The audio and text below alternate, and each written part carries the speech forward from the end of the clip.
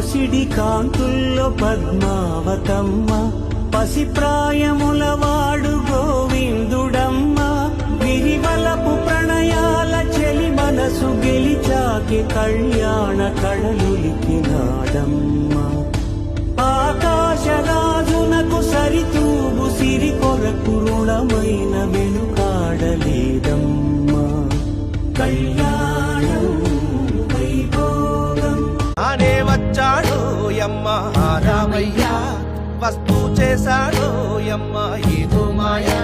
సీతకి రాముడే సొంతమయ్యే చోటిది, నీలతో ఆకాశం